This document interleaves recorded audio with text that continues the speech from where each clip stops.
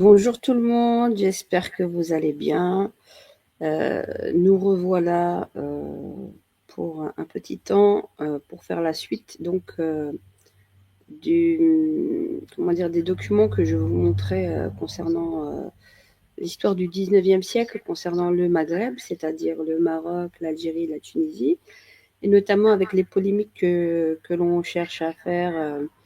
Et puis surtout les guerres futures qu'on est déjà en train de préparer sur du faux en termes historiques pour préparer les populations à faire des choses atroces en termes fratricides. Euh, donc, je vous ai expliqué la situation au Maroc, en Algérie, et on va aller beaucoup plus loin donc dans les archives. Et aussi, je voulais vous partager. Donc, ça ne m'étonne pas, ça fait quelques jours que nous avons Bernard Lugan qui a fait donc un entretien, une entrevue euh, par rapport à la situation. Et d'abord, je vais vous la partager. Je vous la partage. Vous l'écoutez bien. Et ensuite, on va aller dans le fond des archives, euh, que ce soit sur Tindouf ou bien d'autres. Notamment par rapport à ce qu'était le Maroc bien avant le protectorat français où les gens, donc les Européens, les Occidentaux coloniaux venaient faire on va dire de la géolocalisation et de l'espionnage. Voilà. Alors avec les philanthropes pour pouvoir finalement nous dominer par la suite dans tout le Maghreb. Donc une cartographie, en fait, avec leur cartographie, ils étaient déjà en train de voir, d'analyser, d'observer. D'accord. Donc je vais vous partager déjà des écrits de 1880, bien avant le protectorat. Bien avant le protectorat. Je vais vous partager des écrits et bien d'autres encore, bien d'autres choses. Et vous comprendrez que finalement, euh, comme c'est sur du long terme, ça n'a pas changé. Ce que vous allez lire 2 siècles en arrière va vous propulser dans votre réalité d'aujourd'hui à une vitesse grand V. Et j'espère que vous aurez une vision beaucoup plus globale de ce qui se prépare et mieux que vous remettiez mieux dans le contexte les propos qu'il y a actuellement, notamment par des Bernard Lugan et ailleurs, voir en perspective ce qui se joue réellement, savoir lire entre les lignes de ce qui se joue réellement. Parce que le maintien de la guerre entre le Maroc et l'Algérie est voulu pour les intérêts de qui vous savez. Donc maintenant, je vais vous mettre sans plus tarder la vidéo que monsieur Bernard Lugan s'est attelé à faire il y a moins de 10 jours. Ça ne m'étonne pas. Il faut connaître son pédigré, monsieur Lugan, et le pourquoi du comment et pourquoi il a une haine viscérale de l'Algérie. Hein. Surtout que ses aïeux sont venus nous coloniser par l'Est et en passant par la Tunisie. Et ils étaient dans l'infanterie et les bataillons de Clausel. Toute sa famille est engagée militairement. Ce sont des colonialistes et ils ont une vision coloniale. Quand ils ont, ils ont dû se rendre ensuite à l'ouest de l'Algérie où ils y ont vécu. Ils se sont rendus par la suite, toujours parce que toujours des missions par rapport à la France coloniale, au Maroc, que ce soit pour Lyotet, et vous verrez, et vous comprendrez mieux le jeu qui se joue, chers Marocains. Oui, chers Marocains, vous comprendrez mieux le jeu qui se joue et les enjeux. Ils vous feront croire que c'est pour votre bien. Ils vous feront croire vous êtes colonisés jusqu'à la moelle. Je maintiens et je signe. Le protectorat n'est jamais parti. Vous êtes la main-d'œuvre pour les richesses des Occidentaux, mais à partir de votre propre pays. Vous comprenez? Et ils vont tellement développer, entre guillemets, votre dit pays, mais pas pour vous, en vous disant que vous n'êtes pas assez qualifié, bien que vous essayez de vous qualifier, mais que vous avez encore besoin d'autres personnes plus qualifiées. Et ces personnes-là viendront d'où? Je vous laisse comprendre et lire entre les lignes de ce que M. Lugan dira et essayer de comprendre en amont ce qui se joue réellement. Voilà, donc je m'arrête de parler et je vous laisse dans un instant visionner ce qu'il y a à visionner sur M. Lugan. Un instant. Voilà. Soi-disant passion rivale. Ça c'est la pub. Je vais vous partager ça. Il faut savoir où vous mettez les pieds et ce qu'on est en train de vous jouer comme jeu géopolitique. Là, maintenant je partage. Présenter. Partager l'écran. Mon Dieu, mon Dieu. On nous prend pour des débiles et ils croient tous qu'on a la mémoire courte. On n'a pas la mémoire courte. On connaît notre histoire.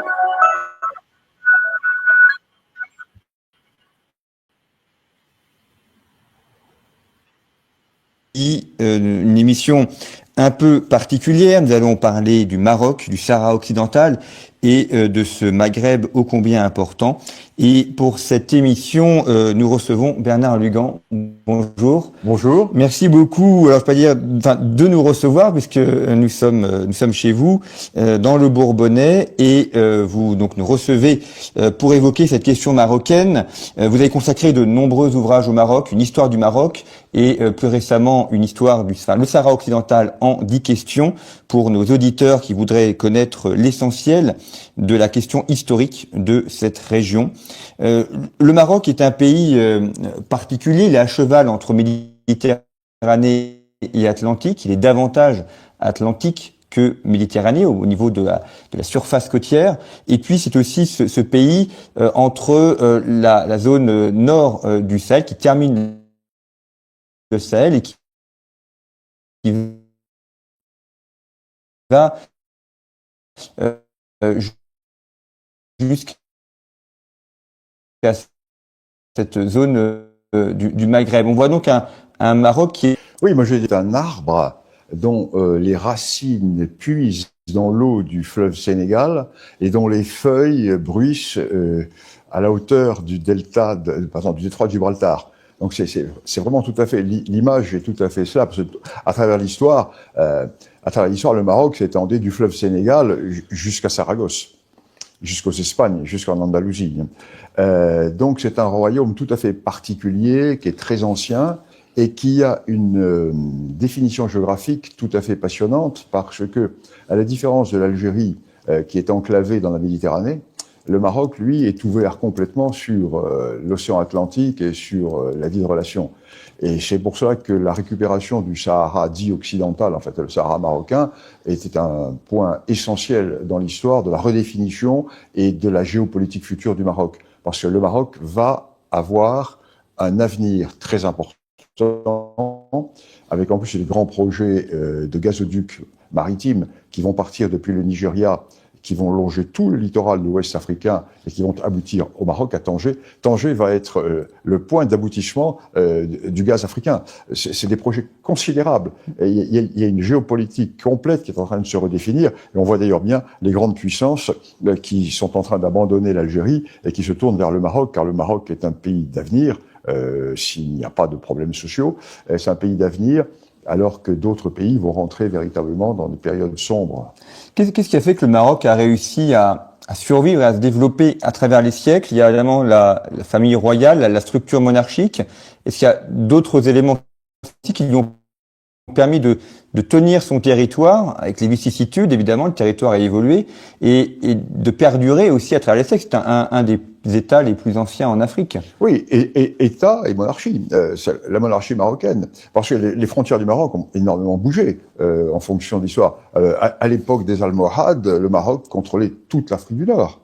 À l'époque des Saadiens, le Maroc était installé à Tombouctou. Donc il y a eu des frontières, mais il y a une permanence de l'État. Et ceci est tout à fait original dans cette partie de l'Afrique du Nord. Je ne dis pas du Maghreb, mais de l'Afrique du Nord, hein, en général. Parce que le Maghreb, c'est la Tunisie, l'Algérie, le Maroc. L'Afrique du Nord, c'est l'Égypte, la Libye, la Tunisie, l'Algérie, le Maroc. Je crois que l'institution monarchique fait que il y a véritablement une union à travers les populations qui sont différentes, parce que vous avez un vieux fond berbère sur lequel vient se rajouter un élément arabe, et la fusion se fait à travers la monarchie. Et ceci est tout à fait original. C'est ce qui fait la grande originalité du Maroc. C'est pour ça que le problème berbère ne se pose pas au Maroc comme il se pose en Algérie, parce que l'Algérie n'est pas un État, le Maroc en est un. Vous évoquiez ce qu'on appelle le Sahara occidental. On va justement y revenir pour comprendre pourquoi il est aussi important pour le Maroc. La France a reconnu la souveraineté du Maroc sur le Sahara occidental, à la suite d'ailleurs de l'Espagne ou des États-Unis. Donc, on peut constater que le problème aujourd'hui est quasiment terminé. Mais pourquoi est-ce que c'est si important pour le Maroc de contrôler cet espace, alors que la plupart des villes sont au nord et le pôle économique est dans le nord du Maroc? Mais le pôle économique va basculer en partie, va pas basculer, mais va s'ouvrir également vers le sud. Tout simplement parce que le Maroc a été amputé par la colonisation. Il faut bien voir quels sont les pays qui ont souffert de la colonisation. Ce sont les vieux États. C'est l'Éthiopie et c'est le Maroc. Les vieux États, les vieux empires. Les autres sont des États artificiels créés par la colonisation. Et dans le cas du Maroc, et de l'Afrique du Nord, du Maghreb, pardon, l'Algérie a été créée en dépeçant le Maroc. Et les Espagnols ont créé leur colonie du Sahara en dépeçant le Maroc également. Donc le Maroc a voulu récupérer une partie de son territoire. Il n'a récupéré qu'une petite partie, parce que n'oublions pas que tout l'ouest algérien était marocain. D'ailleurs, c'est ce qui va conduire Sansal en prison, hein, parce qu'il a, comment dirais-je, il a brisé le grand tabou de cette réalité. Moi, j'explique dans mes livres, hein, je montre par des cartes, etc. Je montre que toute cette partie ouest de l'Algérie était marocaine. Donc le Maroc a voulu récupérer le Sahara occidental. Ce sont ses provinces du sud. Oued ad-Dahab, c'est le Maroc millénaire. Alors vous évoquiez aussi donc ce gazoduc Nigeria-Maroc qui est en cours de construction. Ça, c'est quelque chose qui est vraiment important. Le Nigeria va être un des pays les plus peuplés au monde. On a du mal d'ailleurs à imaginer en France le poids démographique du Nigeria. Il naît au Nigeria par an autant ou plus d'enfants qu'en Europe. Oui, et donc finalement, ça va. Les deux grands vont être, au point de vue démographique, le Nigeria et la RDC. Alors le Nigeria, que c'est-il? Le Nigeria, alors l'Algérie, bien entendu.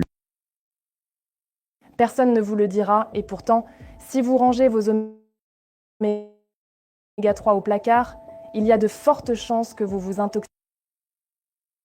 Voulait que les richesses du Nigeria puissent traverser le Sahara pour arriver directement en Algérie. Ce qui posait des problèmes géopolitiques impossibles. Parce que les richesses du Nigeria sont au sud, sont au bord de la mer, au bord de l'océan. Et un axe traversant l'Afrique de l'Ouest devrait passer par le nord du Nigeria, qui est complètement tenu par Boko Haram et par les zones djihadistes, traverser ensuite le Niger, une situation, et ensuite traverser toute cette zone du Sahara. Donc géopolitiquement, c'était pas possible. Alors le roi du Maroc fait un voyage il y a une dizaine d'années au Nigeria et a proposé cette idée au Nigeria. Et c'est une idée remarquable. Une partie du gazoduc et du pipeline existe déjà. Donc il va être proche de l'Afrique de l'Ouest avec un atout, extraordinaire. C'est que quasiment tous les pays de l'Afrique de l'Ouest sont des producteurs de pétrole ou de gaz, mais des petits producteurs qui ne sont pas suffisamment producteurs pour avoir eux-mêmes leurs exportations par des pipelines. Or, ils vont se rattacher à ce gazoduc et à ce pipeline. Il va y avoir la matrice principale avec des dérivatifs, des dérivés, ce qui fait que toutes les richesses de l'Afrique de l'Ouest vont pouvoir être captées par ce grand gazoduc et ce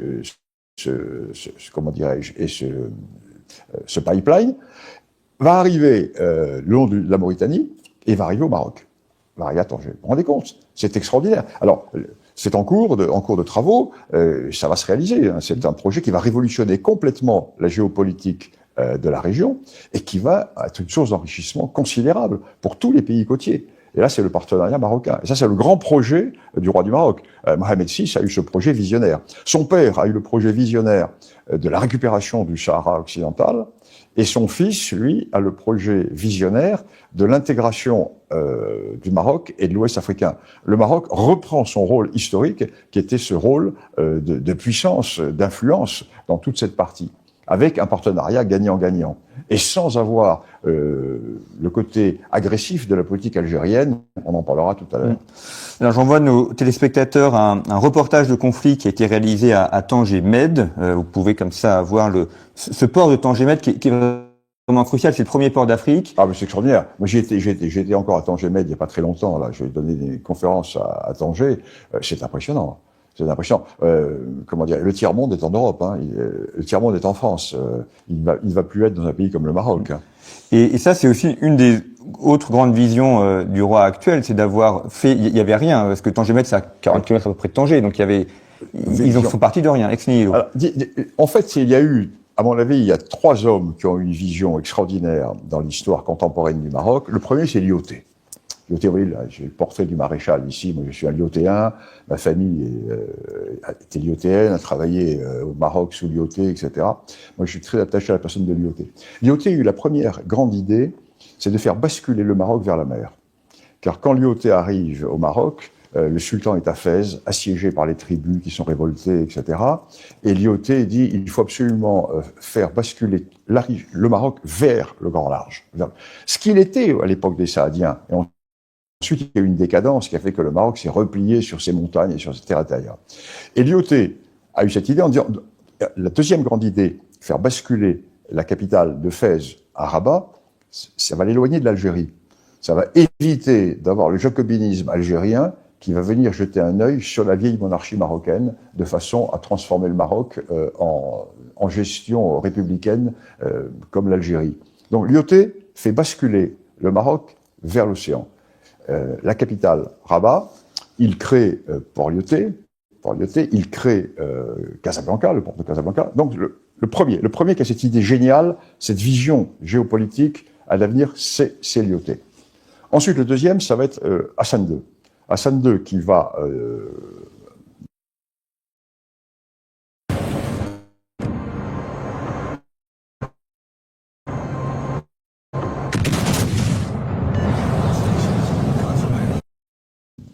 bien comprendre que si le Maroc ne récupère pas son Sahara occidental, ce ne sera qu'un peu... Et son fils, comme j'en ai parlé, donc Mohamed VI, qui lui a cette vision double vers le sud, avec ce grand projet gazoduc pipeline, et vers le nord, l'aboutissement Tanger et Tanger Med. Donc je pense que Mohamed VI, qui est une personnalité qui n'est pas flamboyante comme l'était son père, va laisser, quand il ne sera plus là dans l'histoire, véritablement un héritage extraordinaire, parce qu'il aura véritablement achevé. Ça, c'est la force de la monarchie. Hein. Ce que le père ne fait pas, le fils le fait, ou le petit-fils. Une vision à long terme. Une vision à long terme que Hassan II va définir dans les années de la décennie 70, et qui est en train de se terminer qui va se terminer dans les années 2030. Vous voyez, cette vision à long terme. Mais une cinquantaine d'années, ces 2 générations, 2 à 3 générations. Voilà. Et avec le personnel qui gère, le même personnel, renouvelé bien sûr, des gens, ça c'est la force de la monarchie, et par rapport à nos régimes spasmodiques républicains qui travaillent à 3 mois d'échéance, ou peut-être même à 15 jours, là, il y a le long terme de la monarchie. Un des reproches qui est souvent fait au Maroc, c'est la question de la drogue, notamment la production du cannabis. Comment vous analysez cette question-là? On voit qu'il y a eu notamment une présence qu'on appelle la macro-mafia dans les grands ports d'Europe du Nord, Belgique ou Hollande. Comment vous analysez cette question justement de production de drogue? C'est le problème du cannabis, c'est le Rif. Le Rif est une région qui a historiquement eu des problèmes avec l'État marocain, qui a eu des problèmes d'abord parce que le Rif a été détaché du Maroc pour devenir le Maroc espagnol, donc était géré d'une manière différente à l'époque du protectorat. Il est évident que si l'IOT avait pu avoir la gestion du protectorat marocain dans son ensemble sans la division du nord du Maroc, des tas de choses ne se seraient pas passées. Ensuite, le Rif a connu la guerre du Rif, qui a été une guerre qui a été vraiment une vilaine guerre coloniale menée par Pétain. Et là, moi, je voulais la grande rivalité Pétain-Lyautey, c'est Pétain a été au service de la République et du cartel des gauches pour virer Lyautey, vieux monarchiste du Maroc, et Lyautey était en train de régler la question du Rif en disant « moi je ne veux pas écraser Abdelkrim, c'est un type remarquable, je veux le rallier comme j'ai rallié les grands chefs des tribus berbères de l'Atlas ». Et Pétain est arrivé en disant « pas du tout, ça c'est de la politique, moi je fais la guerre ». Et Pétain a rasé le Rif, ce qui a laissé des traumatismes historiques énormes dans le Rif, ce qui fait que le Rif est une région pauvre, et dans cette région pauvre,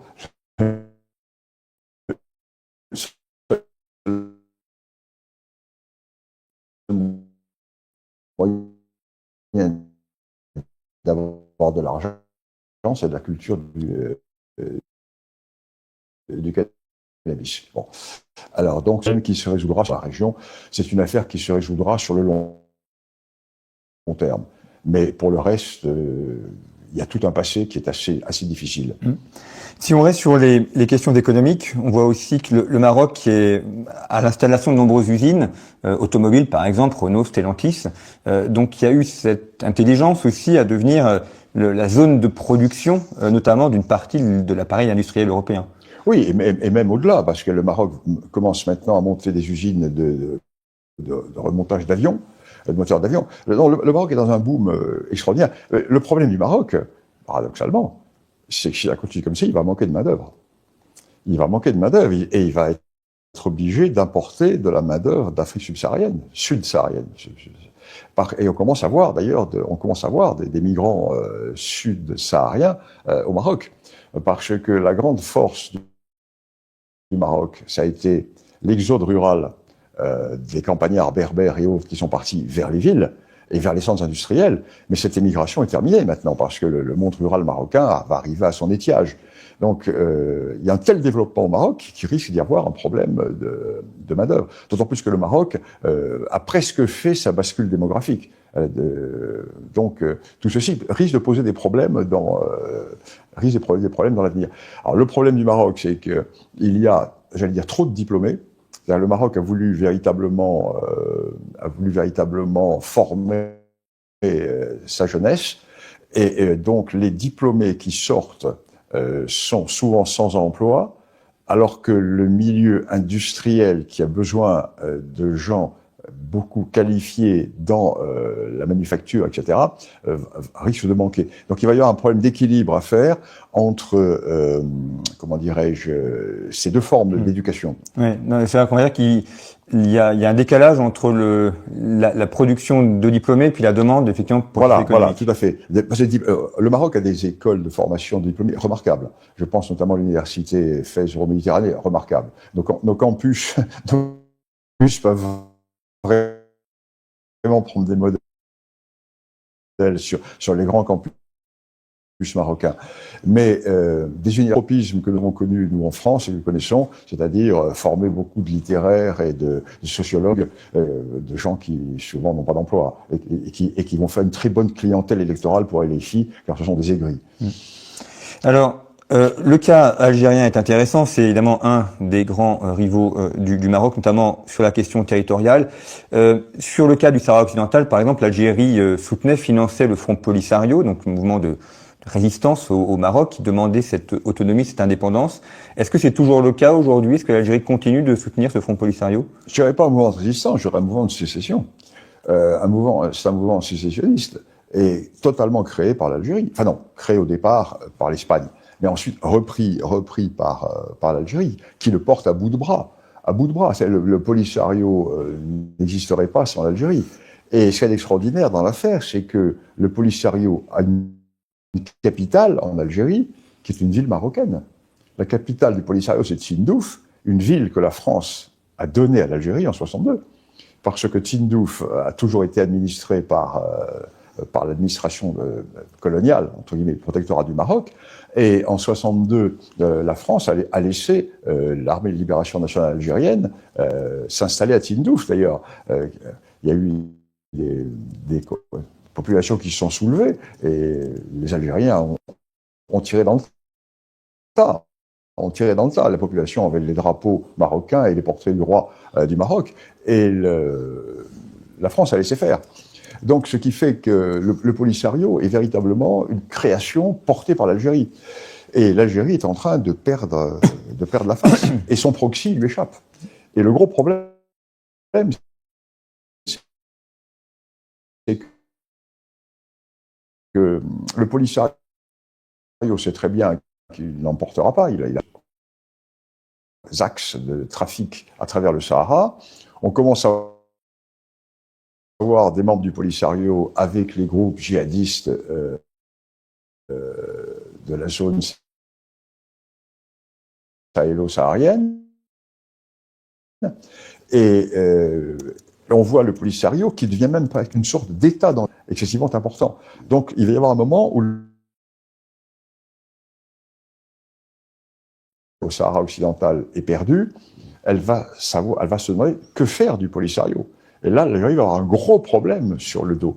Pour les générations futures. Pour le moment, non, parce que les vieux, les Chibani qui sont au pouvoir, le chibanisme algérien, quand vous pensez que les trois principaux responsables de l'État algérien ont plus de 90 ans chacun, c'est quand même embêtant pour un pays qui a une population jeune de plus de 70%. Et quand cette vieille génération aura disparu, une nouvelle génération ira au pouvoir dans 20 ans ou dans 30 ans, et là vont se poser de très très gros problèmes, notamment avec l'héritage du Polisario. Vous avez écrit un ouvrage au titre provocateur qui s'appelle « Histoire des Algéries ». Est-ce que ça veut dire que l'Algérie au singulier n'existe pas, et que c'est un agrégat de peuples et de territoires? Oui, parce que moi, je connais bien toute cette région. Moi, j'ai quand même écrit une histoire de l'Égypte, une histoire de la Libye, deux histoires du Maroc, une histoire globale de l'Afrique du Nord, une histoire du Sahara occidental, et il me manquait une histoire de l'Algérie. Et en tant qu'historien, j'ai une vision très claire, l'Algérie n'existe pas. L'Algérie est un pays fait de briques et de broc, et c'est pour ça que j'ai écrit une histoire des Algéries. Et d'ailleurs, ça a été très très très très mal perçu en Algérie, vous vous en doutez. Ils m'ont fait une très très belle publicité d'ailleurs, en se déchaînant entre mon livre, qui marche très très bien, mon éditeur est ravi. Et histoire d'Algérie parce que l'Algérie, il y a eu des Algéries. Il y a eu les Algéries berbères, il y a eu les Algéries romaines, il y a eu les Algéries byzantines, vandales byzantines, il y a eu les Algéries arabo-berbéro-musulmanes, il y a eu les Algéries ottomanes, et il y a eu l'Algérie française. Seulement où l'Algérie existe, en forme d'unité, c'est l'Algérie française. Donc c'est pour ça que j'ai écrit, et puis il y a maintenant l'Algérie algérienne. Donc c'est vrai que j'ai écrit cette histoire des Algéries où je reprends sur la longue durée, justement, les stratifications qui montrent pourquoi il n'y a pas d'État algérien, et c'est le grand problème. Le grand problème de l'Algérie, c'est que l'Algérie n'a pas trouvé encore sa définition étatique. Comme disaient les cavaliers, ils me comprendront, l'Algérie n'a pas trouvé le fond de sa selle. Ils n'ont pas trouvé leur assise territoriale, leur assise philosophique, leur assise politique. Ils sont debout sur leurs étriers, mais ils n'ont pas trouvé le fond de leur selle. Est-ce qu'on pourrait imaginer un partage de terrain, le Maroc récupérant certains territoires, le Mali, ce serait possible? Si un pays est menacé dans son existence, c'est l'Algérie. Parce que l'Algérie est menacée par les revendications territoriales libyennes à l'est. L'Algérie est menacée par les revendications sahéliennes au sud. Et puis, n'oublions pas que tout l'ouest algérien était marocain. Le Gourara, le Sidi Kelt, la Saoura, toute la région, le Tab el Bala, Colombéchar, Tindouf, tout ça, c'était marocain. C'était marocain jusque dans les années 1890, 95, 1900. Donc, il y a un problème qui se pose. Et il faudra que ce problème soit réglé d'une manière ou d'une autre. Finalement, c'est un peu la France qui a créé l'Algérie actuelle. Ah, mais complètement. À l'heure actuelle, l'Algérie se déchaîne contre la France. Or, un Algérien intelligent devrait dire « Vive la France et vive l'Algérie française », car si nous existons, c'est grâce à la France. Et il y a aussi cette rente. Alors, il y a l'impression que l'Algérie vit de rente. Alors, il y a la rente pétrolière, la rente gazière, il y a la rente mémorielle aussi. La rente n'est pas financière pour l'Algérie, c'est peu de choses. Elle est politique. C'est-à-dire que la rente mémorielle permet de mettre la France à genoux en permanence, de mettre la France en dimitude intellectuelle.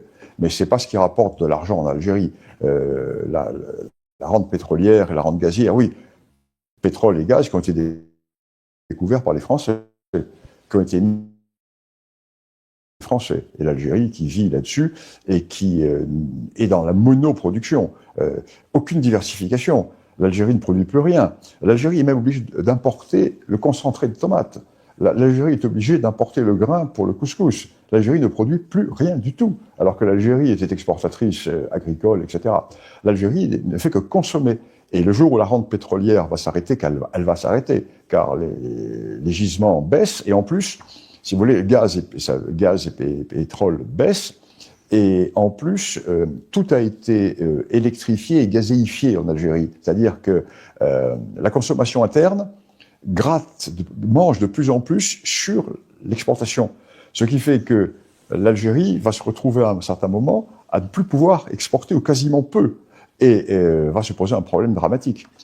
Et l'Algérie, en plus, n'est qu'un tout petit producteur par rapport aux producteurs mondiaux. L'Algérie ne produit que quelques pourcentages de la consommation européenne. C'est rien, c'est un nain au point de vue pétrolier et au point de vue gazier. Est-ce que il y a aussi une rivalité frontalière avec la Libye? Certains territoires ont été à une époque libyenne. Oui, 1919. 1919, les accords qui ont été passés entre l'Italie et la France, et toute une partie de l'ouest algérien est libyen. Vous avez comment dirais-je, toute la région qui fait face à Khat, toute cette zone était à l'origine rattachée à la Libye. Et par les accords de 1919, cette zone est passée à l'Algérie. Et aujourd'hui, c'est une des raisons pour lesquelles il y a une grande rivalité entre le général Haftar et l'Algérie, parce que l'Algérie se dit que si le général Haftar l'emporte sur la Tripolitaine, le général Haftar va revendiquer toute cette partie ouest de la Libye et est de l'Algérie, et une partie très riche qui contient des gisements de pétrole et de gaz importants. Vous évoquiez pour le Maroc la question berbère. Est-ce que en Algérie c'est aussi le même sujet, rivalité entre les Arabes et les Berbères? Au Maroc, la question arabo-berbère a été sublimée dans l'unité nationale à travers la monarchie. Donc elle se pose dans le cadre d'un État national. Donc elle ne se pose pas comme en Algérie, où c'est un État national qui n'existe pas. Donc en Algérie, le gros problème qui se pose, c'est vraiment un problème d'irrédentisme et même de séparatisme, car les Kabyles, qui sont des Berbères, ne veulent plus être soumis à l'État algérien, qui est un État prédateur. Le grand problème date, et ça je l'explique dans mes livres, le grand problème date des années 1945-1950, quand commence à apparaître le nationalisme algérien. Et au sein du nationalisme algérien, les premiers qui vont mener ce sont des Berbères, ce sont les Kabyles. Et ils vont demander à leurs partenaires arabistes qu'avant de déclencher le soulèvement contre la France, soit défini le statut de l'Algérie de demain. L'Algérie sera-t-elle un pays arabe, arabo-musulman, ou un pays arabo-berbère ou berbéro-arabe? Ce qui va créer la crise berbériste de 1949. Donc en 1949, le mouvement nationaliste algérien, avant le début de l'insurrection de 54, se déchire complètement. Il se déchire. Et les berbéristes sont écartés par les arabistes. Et les arabistes vont déclencher le mouvement, et les berbéristes vont se trouver être les cocus de l'histoire. Parce que c'est eux qui vont faire la guerre contre la France, parce que les seules zones où il y a eu des problèmes militaires, ça a été les Aurès.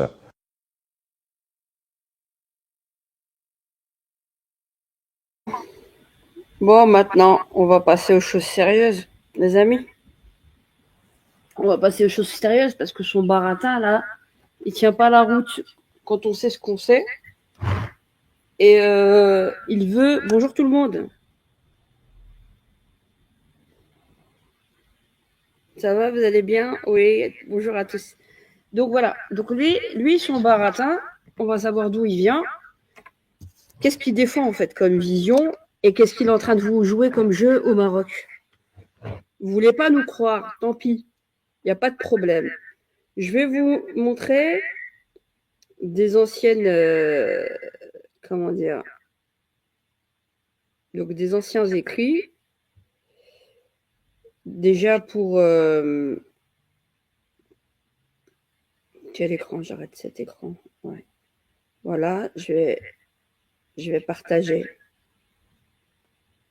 Ouais, c'est un menteur de malade.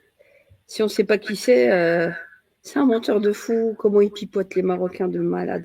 Lui, il est pro-colonial. Il veut vous coloniser jusqu'à la moelle au Maroc. C'est pour ça qu'il vous brosse. Il vous passe la brosse à fond la caisse. Vous allez voir et je vais vous montrer des anciennes vidéos déjà que j'avais fait sur lui. Un instant. Un instant. Fenêtre. Puis on va passer. On va passer. Non. On va passer directement. Si je me trompe pas. Ouais, c'est pas celui-là que je veux vous partager. Une ambassade au Maroc. C'est ce qu'on avait commencé à lire. Après, j'ai un autre document, c'est 3 jours au Maroc. Il y a encore plein de choses à dire. Donc, c'est la suite. Mais maintenant, je vais vous lire. Je vais la chercher parce que j'étais en train de lire. Normalement, je la trouve. Non. Ici. J'étais à quelle page la dernière fois? On va voir où est-ce que nous en sommes. Pas grave. On va fermer ici. Donc, je vais vous lire.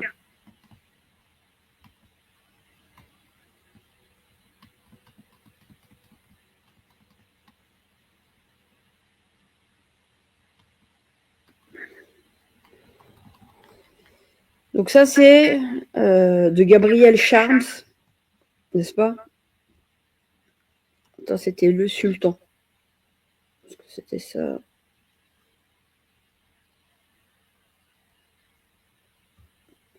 Bon. Un instant, parce que j'ai dépassé, je crois. Il faut trouver un... J'aurais dû marquer les points d'attache.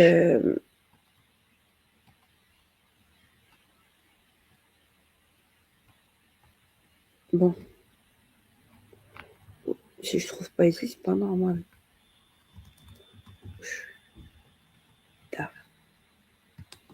Il le reconnaît pas, parce qu'il écrivait comme ça, avec un CH, Oujda. Pour dire Oujda. Ça, c'est l'ancien français. Hein. Ouais. Ah, voilà. On va y aller. On va y aller. On va y aller. Donc, il est parti en mission diplomatique auprès du roi. D'accord? Et là, il racontait le harem, comment ça se passait en interne, comment les gens offraient leurs enfants au roi. Enfin, voilà, pour aller dans le harem, un peu comme une forme de couvent. Donc, il parlait un peu des mœurs. Et vous allez voir. Vous allez voir. Bon, on va commencer ici. Et on va voir le délire. Où est-ce qu'il est? Et il était au plus près et il a tout vu. Et il témoigne en fait de tout ce qu'il a vu quand il était chez le roi. D'accord? Et quand il l'accompagnait aussi lors de ces dites expéditions. Donc on va prendre ici, là, ici, là. Vous voyez, on va commencer ici. Lorsque le sultan se lève, nous étions entre 1820 et 1820 et 1880. 86. Lorsque le sultan se lève le matin ou se relève de sa sieste au milieu de la journée, ce sont ses femmes qui procèdent à sa toilette. Il en a, dit-on, un nombre considérable.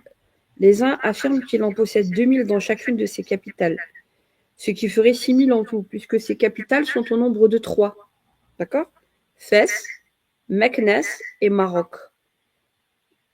Maroc, c'était quoi? C'est le Makhzen, c'est pas le Maroc dans son globalité comme on l'entend aujourd'hui. D'autres donnent des chiffres un peu moins élevés, mais encore énormes. Ils ajoutent qu'outre les 3 harems fixes des 3 capitales, il y en a encore un de fixe mais moins nombreux à Arbat, plus une sorte de harem flottant qui marche avec le sultan d'une ville à l'autre. L'organisation de ces harems est fort régulière. Les familles sont divisées par escouades d'une 30aine environ. Chaque escouade est administrée par une matrone, personne de tête et d'autorité, généralement née ou nourrie dans le harem et qu'on nomme Sherifa. Un instant, je vais juste vérifier que vous entendez. Vous m'entendez? Vous m'entendez ou pas? Oui? Allô? Normalement, vous m'entendez. Faites signe. D'accord. Donc, on va continuer. Parce que là, leur baratin, il y en a marre. Donc,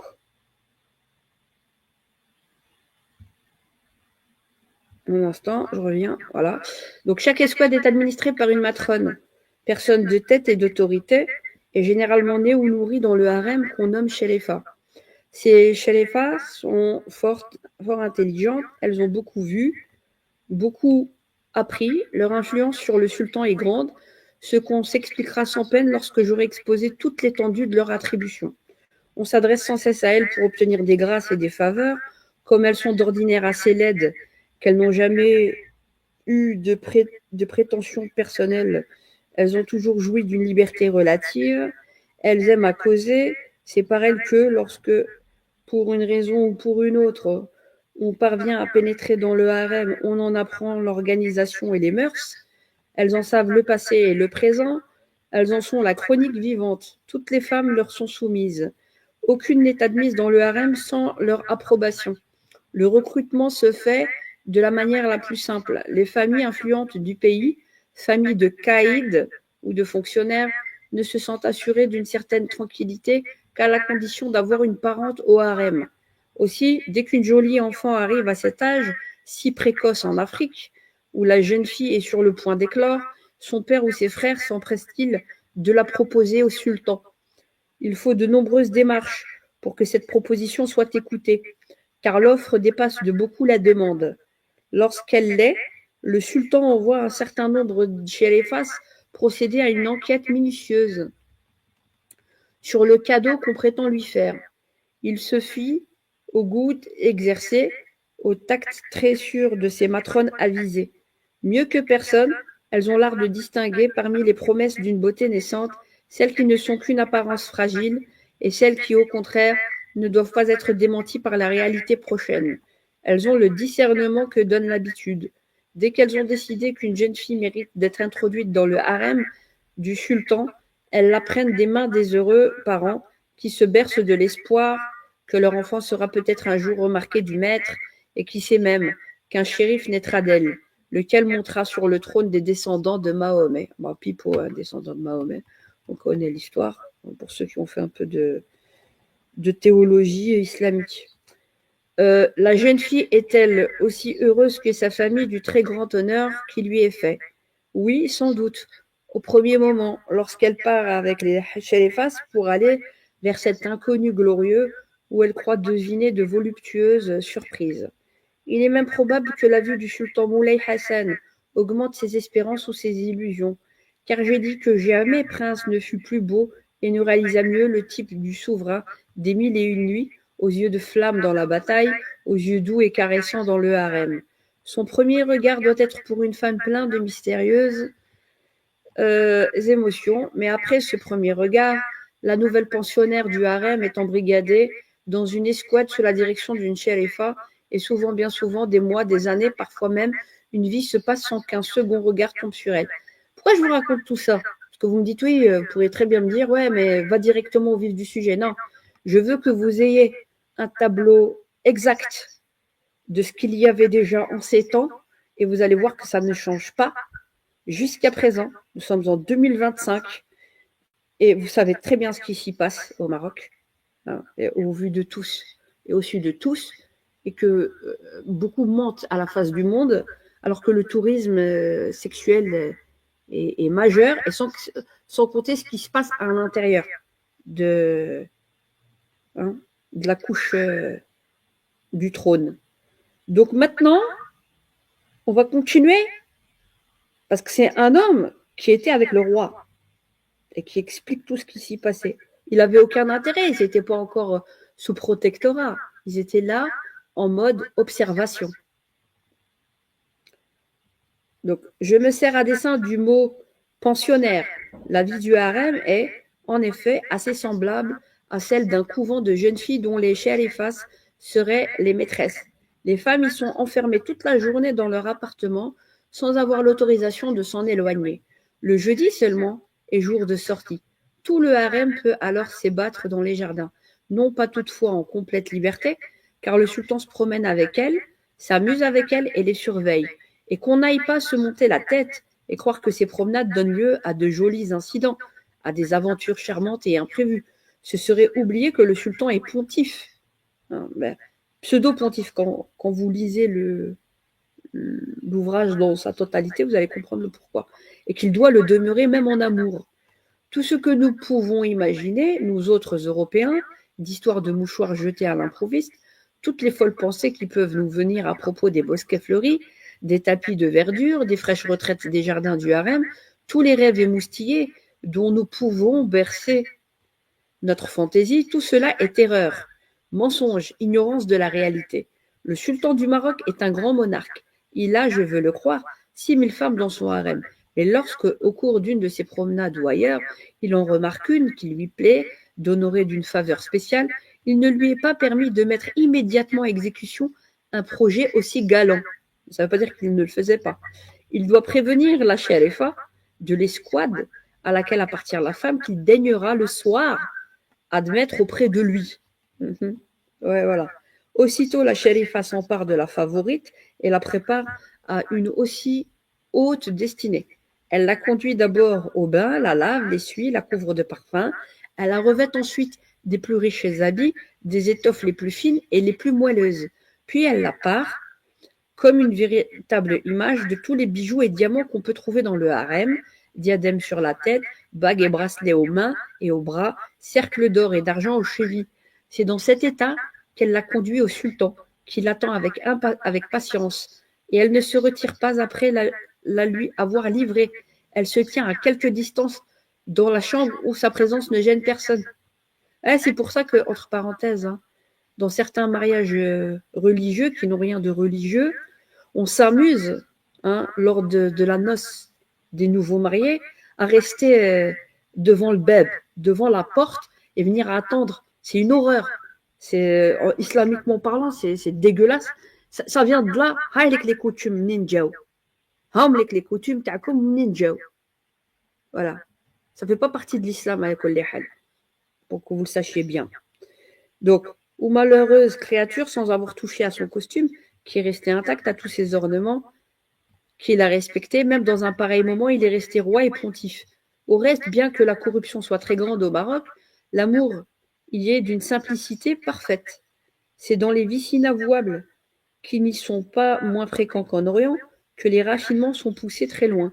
Mais si la plupart des hauts dignitaires de sa cour ont à cet égard la plus détestable réputation, le sultan, au contraire, n'est l'objet d'aucune médisance, voire même d'aucune calomnie, ce qui est une preuve d'innocence accomplie dans un pays où le dénigrement ne respecte rien. Les mœurs de Fès sont très mauvaises, celles de Meknès le sont plus encore. Le sultan, pour son compte, est immaculé. Son harem, dont il respecte le sévère cérémonial, lui suffit. Quant à ces femmes, j'ignore ce qu'elles pensent de ce cérémonial. Il paraît qu'elles arrivent bien vite à se soucier assez peu de leur maître et à souhaiter fort modérément d'être de sa part l'objet d'une attention particulière.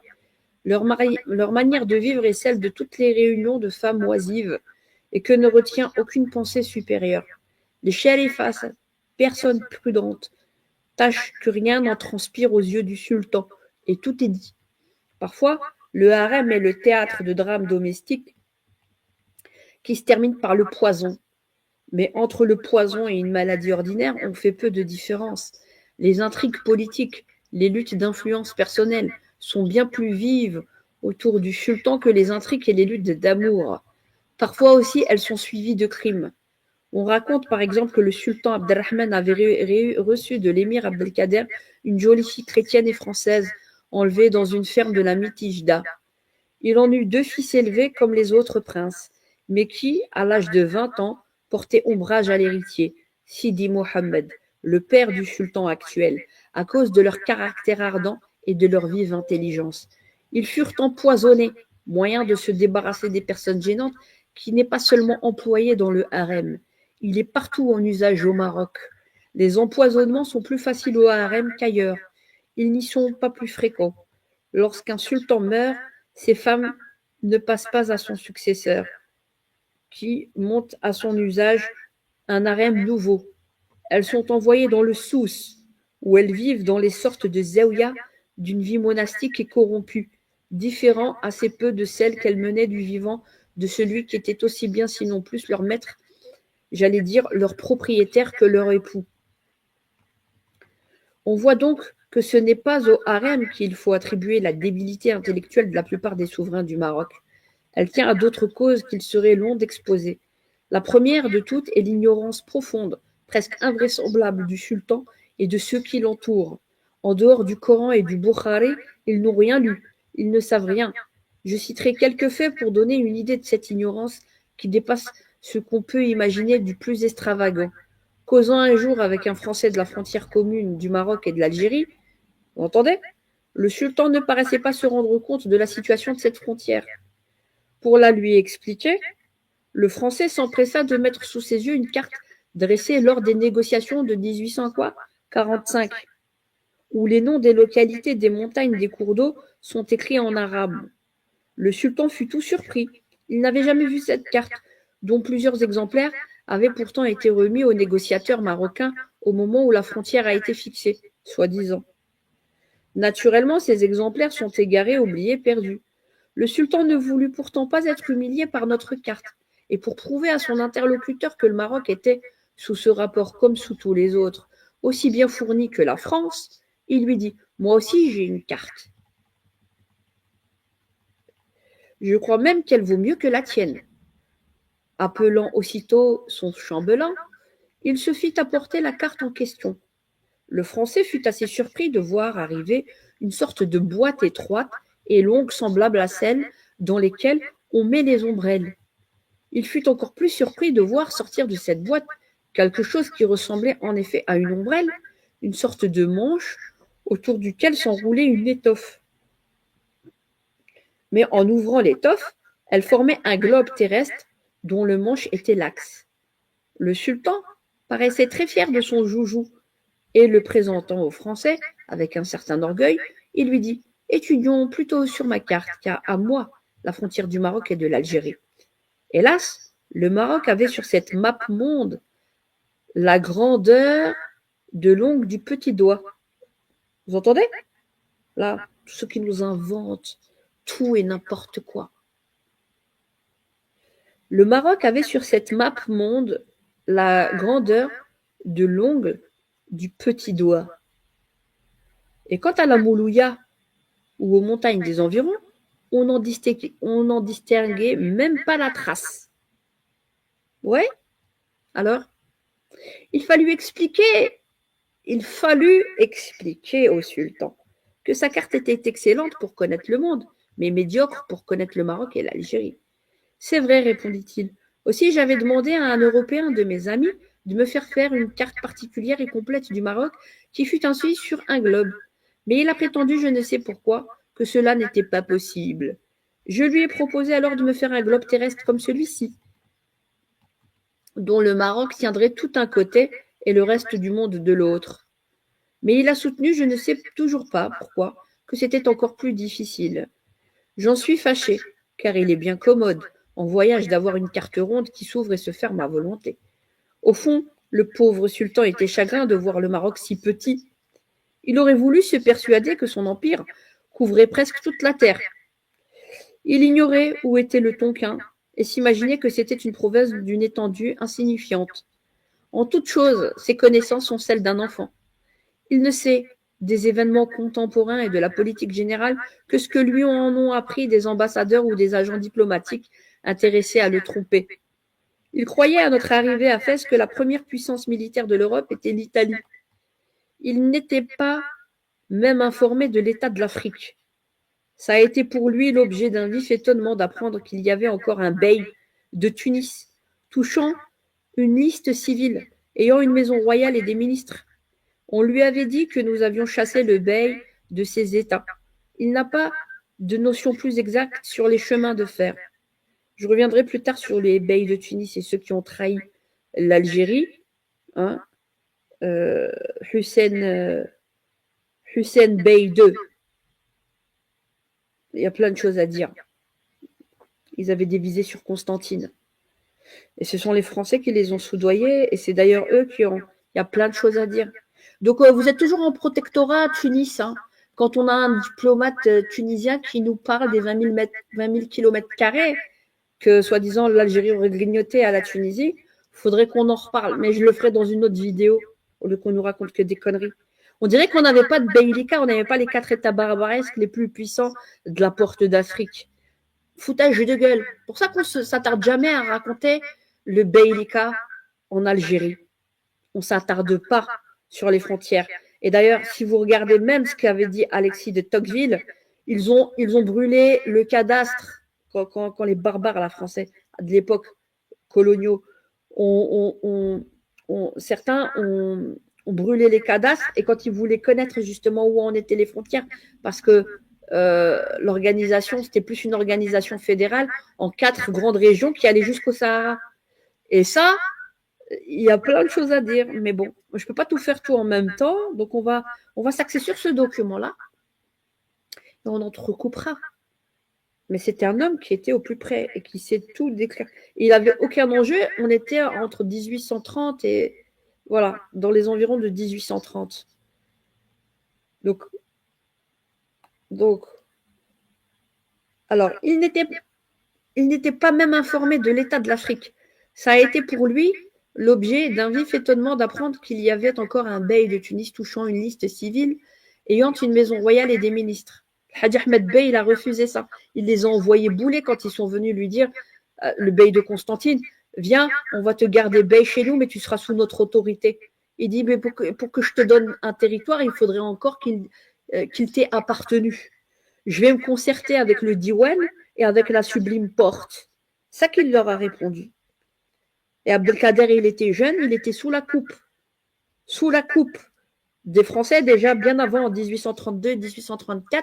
Il a battu 2 ans, en 1834, il a fait un accord avec des Mitchell. Il a même eu des ambassadeurs à lui qui sont partis à Paris. Ça, vous ne le savez pas.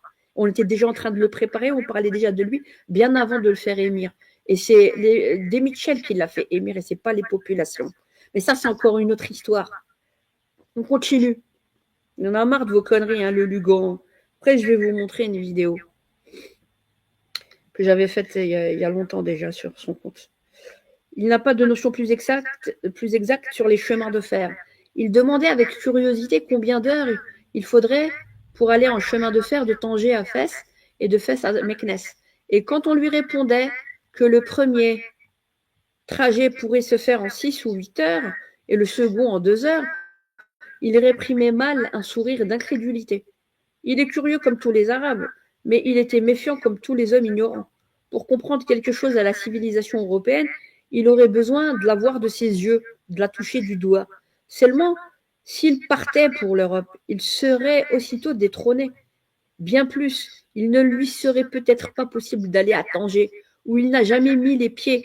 sans qu'aussitôt un des innombrables shérifs qui aspirent à le remplacer sur le trône souleva le fanatisme musulman contre un sultan qui mériterait, comme le réformateur Mahmoud, le nom du sultan Djiaour. Ses ministres, à l'exception de celui qui traite à Tanger avec les légations européennes, Bargash, lequel est plutôt une sorte d'ambassadeur auprès de l'Europe entière qu'un ministre, n'ont pas beaucoup plus d'instructions que lui. Le grand vizir en particulier est d'une ignorance profonde. Croirait-on qu'étant presbyte, il ne savait pas qu'il y eut des lunettes qui pourraient remédier aux défauts de sa vue? Et on n'a pas réinventé l'eau chaude. Quand on lui a parlé d'une loupe avec laquelle tous les caractères d'une lettre ou d'un livre lui apparaîtraient énormément grossis, il a presque cru qu'on se moquait de lui. Son secrétaire pour les affaires étrangères, homme si intelligent pourtant, si fait dôle, était tout surpris de voir du papier de trace, un papier qui buvait de l'encre sans l'étaler. Quelle merveille! Pour mettre le comble à sa surprise, nous lui offrîmes un bâton d'une sorte d'encre de Chine, employée en Orient et en Algérie, pour les cachets qui servent de signature. De l'encre en bâton, voilà encore ce que n'aurait jamais imaginé l'homme à l'esprit le plus ouvert du gouvernement marocain. Il n'y a pas plus d'art que de science au Maroc. Ces cachets qui servent de signature sont parfois en Orient et en Algérie des chefs-d'œuvre d'ornementation. Ceux du Maroc sont d'une grossièreté, d'une lourdeur étonnante. Le sultan lui-même en a un que le dernier des caïds algériens ou des écrivains des administrations de Constantinople rejetterait comme indigne de lui. Les plus raffinés des Arabes en sont devenus les plus barbares. Et le Maghreb, où la civilisation musulmane a brillé du plus vif éclat, est le pays où le reflet en est le plus affaibli. Comment un gouvernement composé d'hommes aussi primitifs ne serait-il pas un gouvernement de grands enfants? En réalité, il n'est pas autre chose. Il n'y a pas la moindre différence pour les Marocains entre les affaires sérieuses et celles qui ne le sont pas, ou plutôt tout est sérieux à leurs yeux, parce que la notion même de la frivolité n'entre point dans leur esprit. Souvent, lorsqu'on songe à traiter avec eux quelques graves questions politiques, on les trouve occupés d'un joujou quelconque, qu'ils regardent comme aussi intéressant que les questions politiques. Quelques jours avant notre arrivée à Fès, on avait consacré une semaine entière dans le gouvernement marocain à regarder manœuvrer une de ces poupées qui montent et descendent dans un bocal rempli d'eau. Cette invention-là paraissait au moins aussi curieuse au sultan, à ses ministres et à toute l'administration supérieure que celle des chemins de fer ou du télégraphe. Tout le monde s'extasiait devant elle. Impossible de parler d'un autre sujet. De pareilles dispositions permettent, on le comprend, aux plus éhontés exploiteurs de s'avancer à peu de frais dans les bonnes grâces du gouvernement marocain. Il est fort dommage que le représentant des puissances ne puisse pas, sans quelque déshonneur, employer à le séduire les moyens qui y réussiraient le mieux. Ils s'embarrassent en allant remettre leurs lettres de créance d'objets de haut goût et de grand prix qui, le plus souvent, ne sont pas appréciés. S'ils portaient de simples jouets d'enfants à l'usage du sultan et des femmes de son harem, ils obtiendraient un succès éclatant. Un des officiers de notre mission militaire crut un jour faire un coup de maître en offrant à Moulay Hassan, au retour d'un voyage en France, un magnifique vase de Sèvres qui ne valait pas moins de 50 000 francs. Le sultan, après l'avoir longtemps regardé, se tourna vers l'officier. « Voilà ton cadeau. Tu aurais pu du moins le choisir neuf. Or, il n'est pas neuf car il a un trou au fond. » Moulay Hassan prenait pour une fêlure le trou du dégagement des eaux. Le vase de Sèvres dédaigné gît dans un grenier, tandis que le sultan montre à ses intimes, comme une chose rare, belle et précieuse, une montre dont le ressort fait mouvoir une image obscène. Il la tient d'un drogman peu scrupuleux, mais parfaitement au fait des goûts du Maroc. C'est à l'aide d'objets de ce genre que les monteurs d'affaires arrivent à l'exploiter. Vous entendez? Est-ce que vous entendez? Ça a changé? 2025. Ça a changé? D'accord. Même lorsqu'il fait en Europe une commande utile, ce n'est jamais sans enfantillage qu'il l'a fait.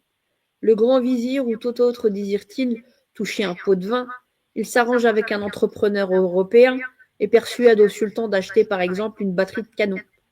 On s'entend sur les prix, qui sont exorbitants, mais durant quelques jours, on ne parle au palais que de la batterie merveilleuse dont on vient de faire l'acquisition.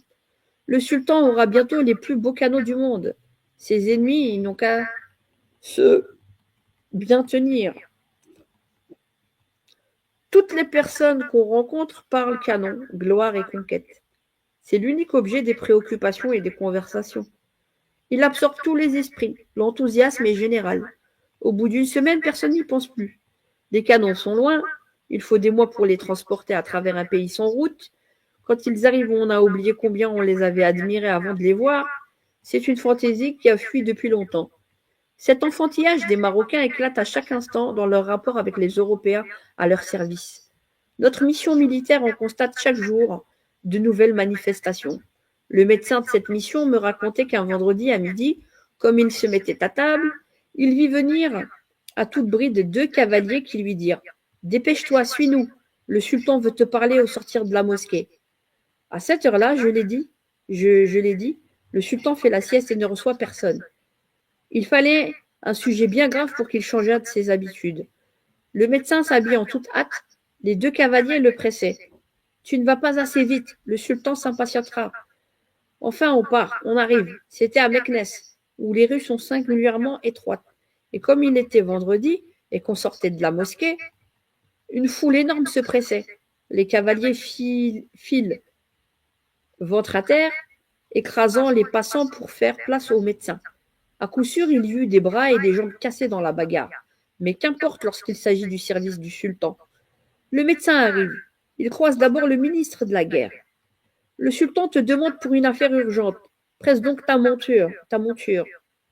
Plus loin, il rencontre le grand vizir. Ah, te voilà. Le sultan désire ardemment te parler. Le médecin fait faire un dernier effort à son cheval. Il tombe comme la foudre aux pieds du sultan. Celui-ci lui montre une ceinture métallique qu'on lui avait envoyée. Il lui en demande curieusement l'usage.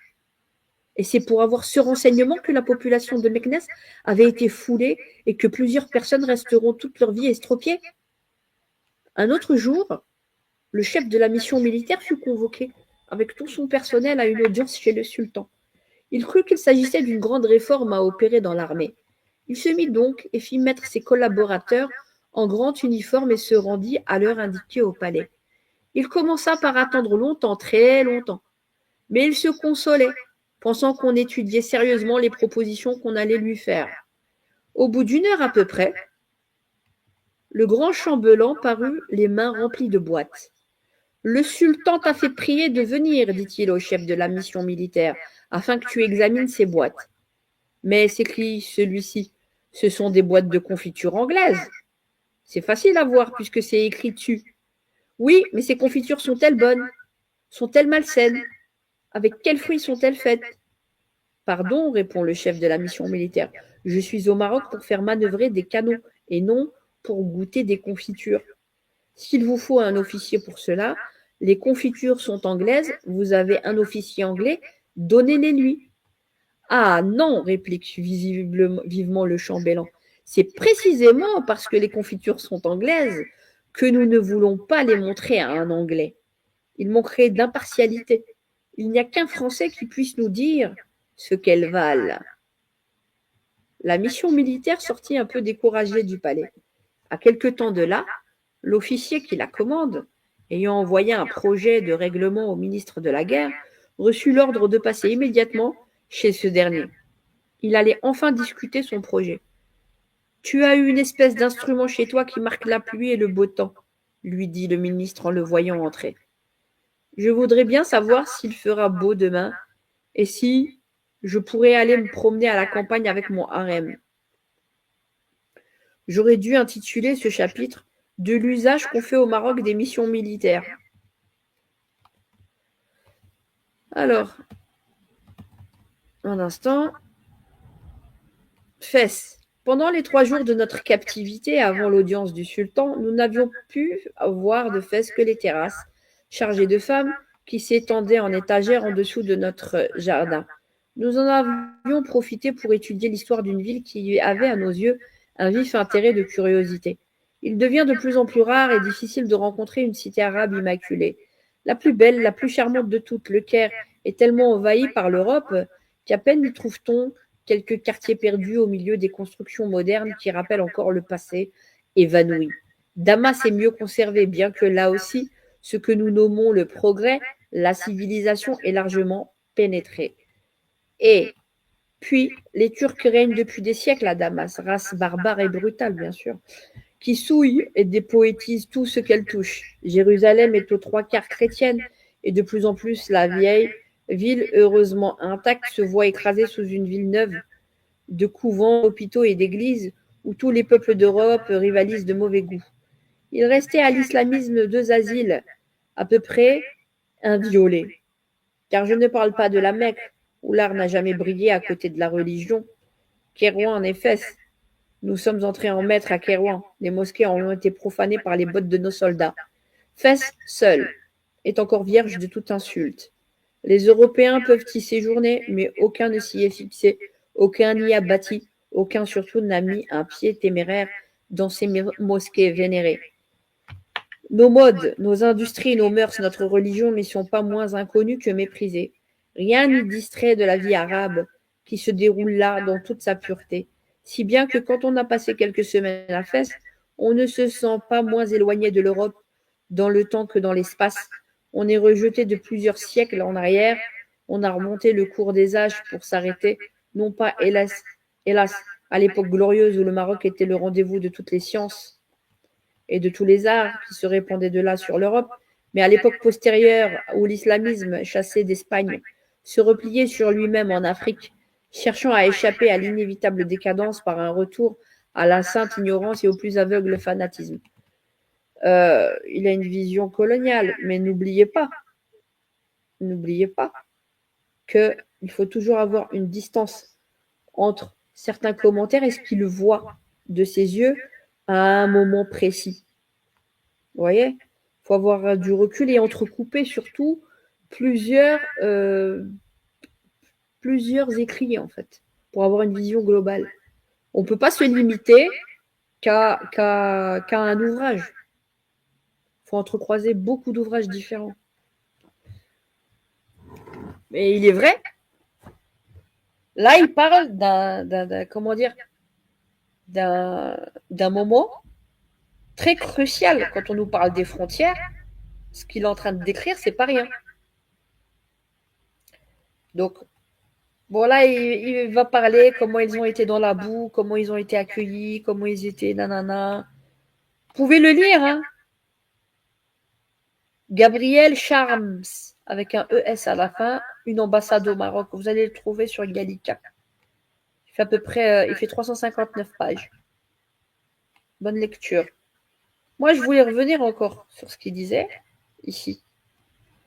C'était quoi? Il faut que je la retrouve dans un instant. Ouais, c'était ça, c'était pas Oujda. C'est Ben Hadidou. Est-ce qu'il va le trouver? Hadidou. Parce qu'il a parlé de Riqia Ben Hadidou. Je vais remonter, c'est plus haut. C'est plus haut dans la Oujda. Comment il se prenait des tariha. Donc, quand on vous dit que le Maroc, ça n'a jamais été le Maroc dont vous parlez et que soi-disant vous aviez jusqu'au fleuve Sénégal, ça c'est un délire. Hein.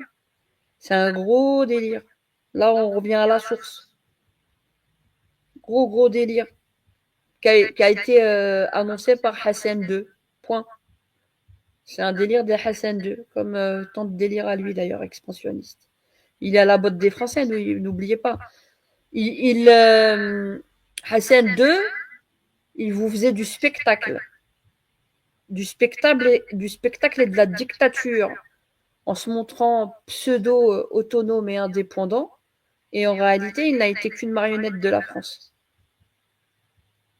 Et ils ont été une marionnette depuis des générations et des générations. Très peu ont été vraiment indépendants, ils ont été vite rattrapés. Pour ceux qui étaient près du peuple, ils ont été vite rattrapés par le colonialisme français qui a pénétré bien avant qu'on affirme le protectorat de 1912. Là, on était quand, là? On était bien avant. Hein, Je vous le dis, on était déjà en 1800 et des. D'accord. Sous. Je vais regarder s'il trouve. Attendez. Elle est là.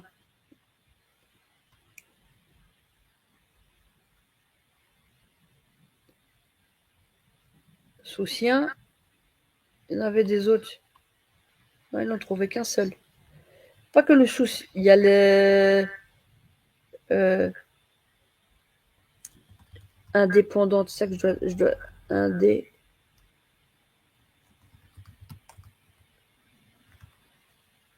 Non, je l'ai mal écrit. Indépendant.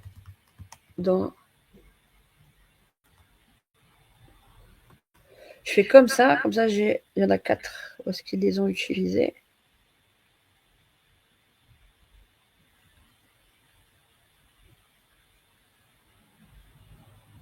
Voilà, c'était là, je crois. C'est ça que je voulais vous lire. Ah ouais, les provinces indépendantes. Alors on va remonter. C'est de ce côté-là.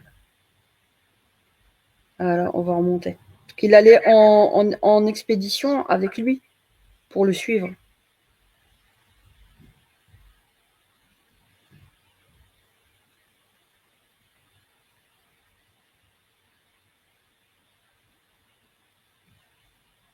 Bon, je vais prendre au hasard, on va aller là.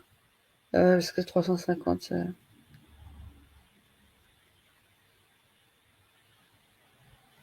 parle de quoi là? Il y a même des aspects que j'avais pas lus. Bon, bref.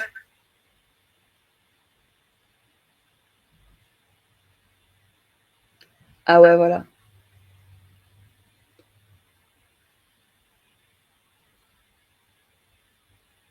Voilà, c'est à peu près là.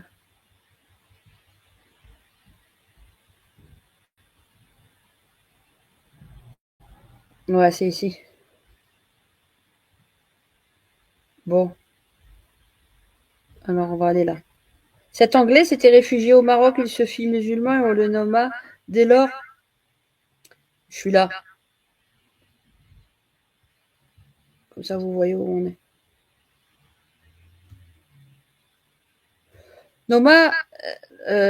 Et on le nomma dès lors Ismaël Inglés. La similitude de leur fortune le rapproche du français Abdelrahman, dont j'ai raconté l'histoire, et ils travaillèrent ensemble à introduire une organisation rudimentaire dans l'infanterie régulière.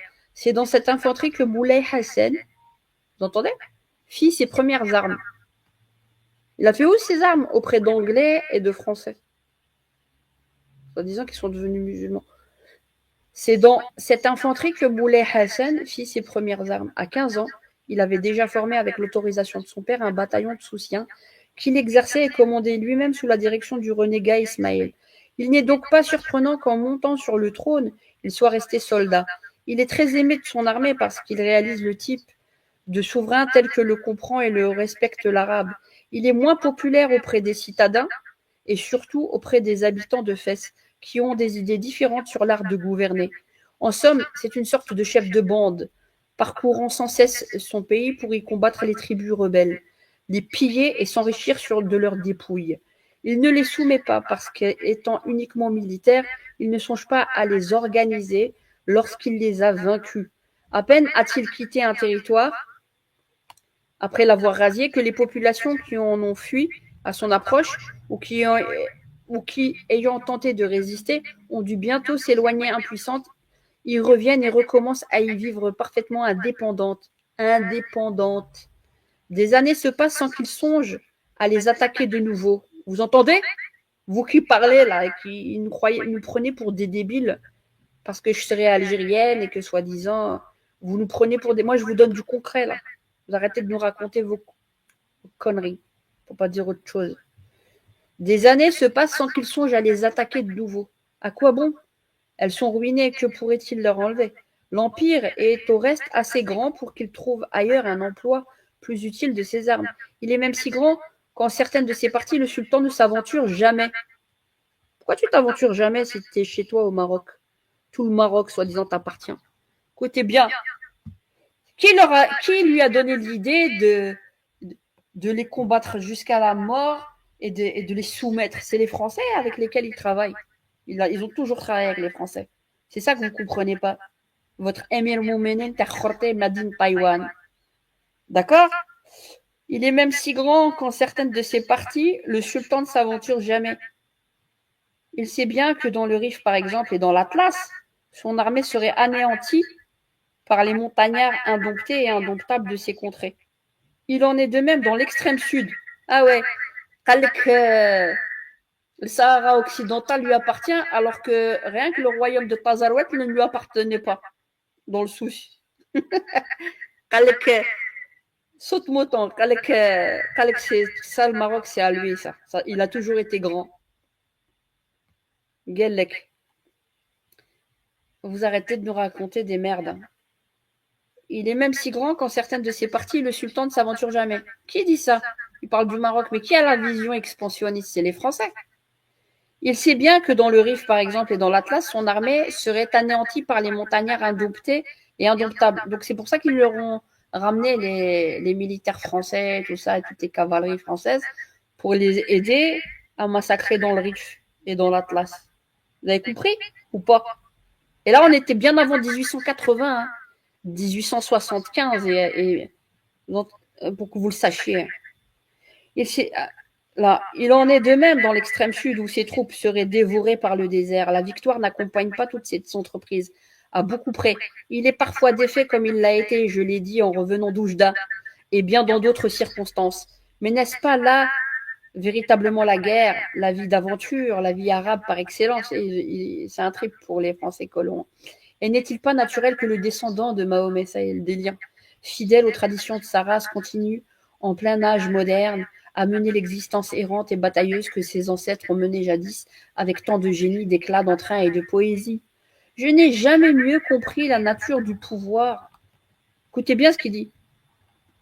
Je n'ai jamais mieux compris la nature du pouvoir du sultan du Maroc qu'un matin où, étant allé faire une excursion pour aller dominer autour de Fès avec quelques officiers, nous longeâmes le camp à l'heure des premiers exercices. Je connaissais l'armée marocaine pour l'avoir vue rangée en bataille. L'armée, c'est pas là toute l'armée, hein. C'est son petit Merzan, là. Je savais à quoi m'en tenir sur cette horde de soldats en guenilles, armés d'épouvantables fusils. Je ne doutais pas un instant qu'elle fût incapable de résister à une force européenne quelconque, tant soit peu organisée. Mais ce n'était pas tout que de l'avoir observée dans ses représentations d'apparat, où elle cherche à se donner des airs d'armée moderne. Il fallait la voir chez elle, livrée à elle-même, et pour ainsi dire en déshabillé. Je dois dire que dès le premier aspect, le camp marocain frappait comme quelque chose de barbare, rappelant le Moyen-Âge et l'époque où de simples bandes parcouraient l'Europe en la ravageant. Il était situé sur le flanc d'une montagne dont il occupait un espace considérable. Au centre se dressait la tente du sultan entourée de son enceinte et n'ayant près d'elle qu'une petite tente qui sert de mosquée à Moulay Hassan. Dans le vaste espace libre qui la séparait de celle des soldats, on voyait des chevaux entravés, des canons, des caissons, des bagages de toutes sortes, jetés au hasard pêle-mêle dans le plus complet désordre. Ici, un affût traînait dans l'herbe. Le canon était plus loin sur un tas de fumier. Là, un paquet de hardes roulait dans la poussière, tandis qu'à quelque distance, des fusils étaient dressés en faisceaux inégaux. C'est également dans ce vaste espace libre que l'infanterie exécutait des manœuvres sous la direction de l'officier. Sous la direction de qui? Sous la direction de l'officier anglais qui la commande, McLean. Elle marchait admirablement et évoluait avec cette correction qui est si aisée aux Arabes pour lesquels l'imitation est chose toujours naturelle et simple. On sentait qu'il eût été possible de la dresser d'une manière remarquable. Mais qu'espérer de soldats ainsi habillés, ainsi armés, ainsi commandés? On voyait passer au milieu d'eux des chaînes de prisonniers attachés les uns aux autres, comme ils ont fait au Rif et tout ça. Ces chaînes constituent la salle de police du Maroc. Pour la plus simple faute, on est mis à la chaîne. Il y a donc toujours dans l'armée une quantité considérable de chaînes de 20 et 30 malheureux attachés, les uns aux autres, ne pouvant faire que des mouvements collectifs, obligés de rester côte à côte et de s'entraver mutuellement de la manière la plus piteuse. Ils marchaient, ils travaillaient, ils dormaient ainsi. Rien ne pourrait rendre l'état de saleté des tentes des soldats. Il n'y en a pas une pour un certain nombre d'hommes. Il y en a un certain nombre pour toute l'armée. Et on y empile les hommes au hasard, tantôt en si grande abondance qu'ils ne peuvent plus tenir dans la toile, tantôt en petit nombre lorsque quelqu'un d'entre eux sont assez riches ou assez forts pour obliger de déguerpir ceux qui voudraient se mêler à eux. Au milieu des tentes des soldats se dressent d'autres tentes de formes très variées, composées de quelques loques trouées, de quelques branches, parfois même de simples fougères liées les unes aux autres. C'est là qu'habite ce personnel flottant qui suit les camps dans tous les pays du monde. Mais au Maroc, il est particulièrement étrange, hideux et pittoresque. On y aperçoit des centaines de femmes peintes et repeintes de la façon la plus sauvage sur toutes les parties du corps, habillées ou déshabillées avec les vêtements les plus fantasques, ornées de bijoux les plus originaux. Elles ne se bornent pas à s'entourer les yeux du khal, à se tatouer les bras, le front, le menton, les joues, les jambes et les pieds. J'en ai remarqué qui s'étaient décorés les seins d'invraisemblables arabesques. Plusieurs, pendant que nous passions, faisaient sécher au soleil ces peintures fraîchement exécutées. C'est le henna, quoi. Carrément, ça a l'air. Une en particulier venait de se couvrir le ventre d'une couche de henné et elle l'exposait au grand jour avec la plus parfaite impudeur, dans une pose qui ne cherchait point à être provocante, mais simplement à être commode. Beaucoup de ces femmes étaient vieilles, ridées, abominablement décrépites. Les plus jeunes étaient horriblement flétries et portaient les marques des plus affreuses maladies. On nous dit qu'elles suivaient toujours ainsi l'armée, s'associant 4 ou 5 pour acheter une tente et un baudet sur lequel elles montaient alternativement ou même simultanément durant la marche. Après le campement de cette suite féminine de l'armée, venaient dans tous les sens les campements des Goums, des tribus qui se rendaient à l'appel du sultan pour l'accompagner dans sa prochaine campagne.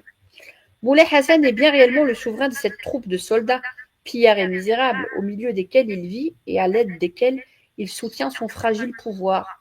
Son fragile pouvoir. Son camp est sa vraie capitale.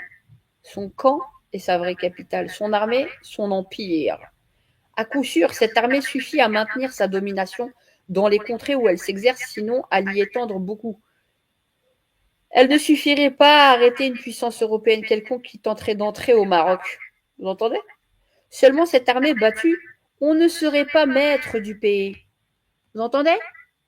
Là, ceux qui s'enorgueillissent, qui nous traitent de tous les noms, nous, en tant qu'Algériens. On est en train de vous faire de l'éducation populaire pour savoir ce qui se passe vraiment dans votre pays, entre guillemets, au Maroc, qui n'est plus votre pays déjà depuis bien longtemps, sans que vous le sachiez.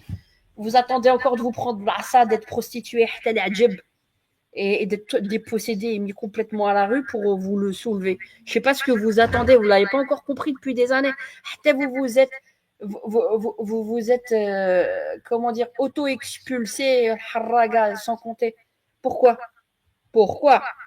Ou bien vous restez dans le pays, mais être au service des Européens occidentaux dépravés qui vous asservissent et les sionistes là, qui sont arrivés par 200 000 en 2021. Continuez à vous foutre de nous. Nous sommes des alliés puissants, nous, les Algériens. Mais vous faites les cons avec nous, et ben continuez vous allez vous manger. Palestine 2, je fais Aliha. Là, on vous dit, on n'a rien contre vous. J'ai des membres de ma famille qui sont marocains. D'accord? Ma belle-sœur est marocaine, mes neveux sont marocains et algériens. Donc, je ne vous le dis pas par haine, je vous le dis pour que vous vous réveillez. Il faudrait en concourir toutes les provinces indépendantes et les villes qui résisteraient de leur mieux. Il faudrait aussi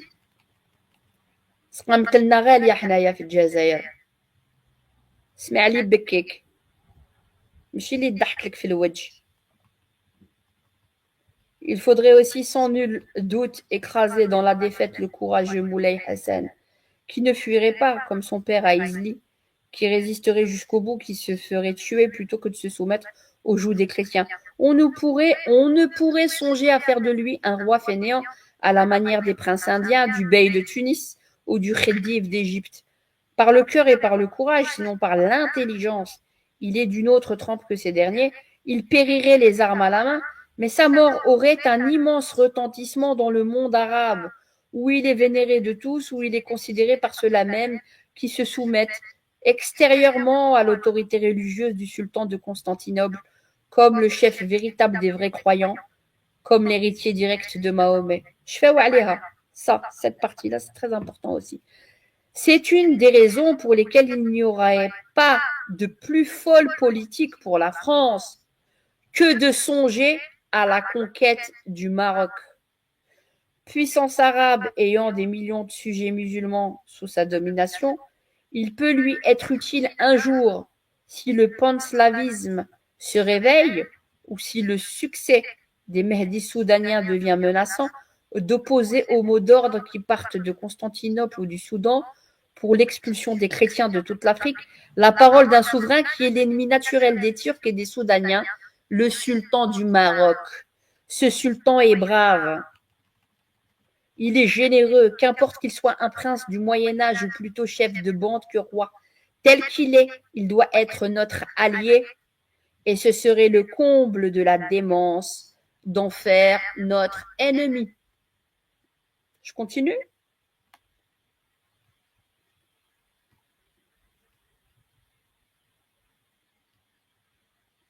Lorsqu'on trouve la cour du sultan, lorsqu'on trouve dans les journaux et dans les documents diplomatiques d'Europe des expressions telles que celle-ci, l'Empire du Maroc, le gouvernement de Sa Majesté chérifienne, le cabinet de Fès, on s'imagine que le sultan Moulay Hassan est un prince assez semblable à la reine Victoria ou à l'empereur Guillaume.